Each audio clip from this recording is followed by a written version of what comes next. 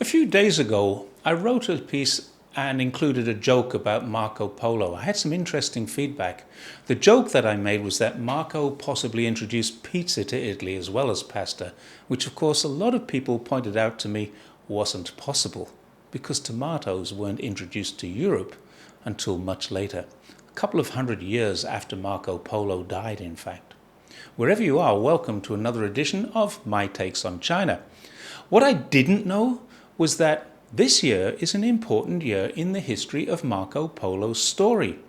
I wasn't aware until very recently that Marco Polo died on the 24th of January, which happens to be one of my brother's birthdays, but also that it was 1324, which makes it 700 years ago this year. Venice has celebrated this by hosting an exhibition of Marco Polo's travels, which opened just last month. I've been looking at it online, and it appears an amazing exhibition. I wish I could go. Whilst there may be some doubt that Marco Polo did in fact travel to China, there's absolutely no doubt that his stories, whether they were his or not, strongly influenced Italy in Chinese and of course other Asian culture at the time. Many people in China not only believe but celebrate the fact that Marco Polo lived and travelled in this country. In the city centre of Jiangye, in China's northwestern province of Gansu, there's a statue of him. It stands proudly in the centre of a junction and is used by locals as a roundabout. Marco claimed in his book that he lived there for a year, and I'm of the opinion that it's quite likely he did. But if he didn't, then someone he was telling the story about or for definitely did. Jiangye is a very important crossroads for travellers in a narrow neck of Gansu going north and south between Qinghai and Mongolia, or east and west along the ancient Silk Road. Marco Polo couldn't have known this without some pretty in-depth knowledge. The book he wrote was created whilst he was in prison. Apparently, he was very fortuitously incarcerated with a famous writer of the time, Rustichello or Rusticiano, a well-known writer of romances and a specialist in chivalry, which was at the time a fashionable subject. On his release from prison, his book, which was originally called Description of the World, became a bestseller. Remember, these were the days long before the invention of printing presses, but scribes were employed by rich families, merchants, probably schools and colleges, who would have made copies of it. There are a lot of inconsistencies in the stories, but many of them can be attributed to the fact that these scribes may have spoken different languages. Certainly, they would have had different dialects in Europe at the time. Some would have been diligent and some would have been not so diligent.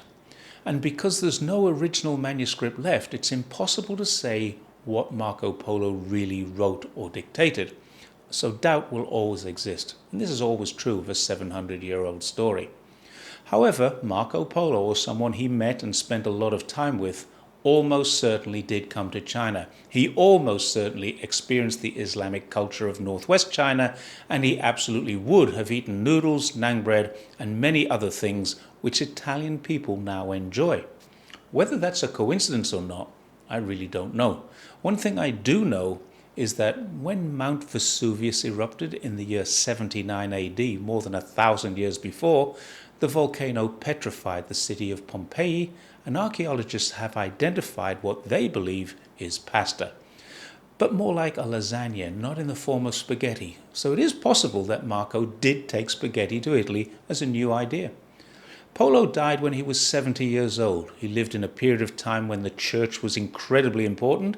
His family were personal friends of the Pope, and it was Pope Gregory X who gave the Polo family the credentials to travel to Asia. There was no passports then. Records of this still exist in the Vatican.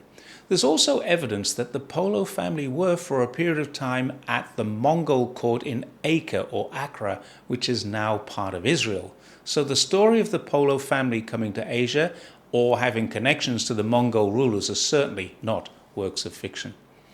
On his deathbed, when he was a wealthy 70 years old, Polo, according to a story, was asked by a priest to recant his tales of travelling in Asia.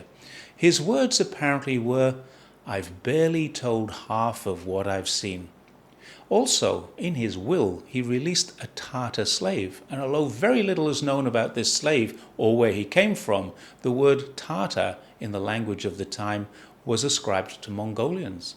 It's clear there's a strong connection between Marco Polo and China of the time, because his entire life, and certainly the period of his journey, all took place during the period of the Yuan dynasty, which was when the Mongolians crossed what are now the borders of modern China and the steppes of Russia to create the largest land empire in history.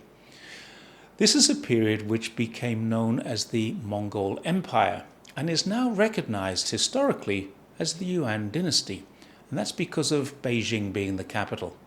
The exhibition in Venice celebrates the fact that at the time of his travels there really only was one empire in the world, and that was the Chinese. Trade was done with China under a period of time we now know as Pax Mongolia, and various different Mongolian tribes, with their capital in Beijing, ensured safe passage for merchants, safe trade between the East and West. It really was a time that allowed Marco Polo to do what he was able to do. 100 years earlier, it would not have been possible to cross Afghanistan into Xinjiang and safely arrive a few months later in Beijing. 100 years later, it would have been equally impossible. We are very lucky to have a story such as Marco Polo's travels to look back on that period and give us the tales, the myths, the legends, and also the subject of debate about how much of it is true. I'm inclined to believe there's a lot of truth in it, and having travelled through some of the same regions on a bike in more modern times, I can assure you he would have experienced some incredible hardships on that journey. So, whether it's true or not, what a load of great stories we have for today. Thanks very much for watching my take on China, and I will see you next time. Bye for now.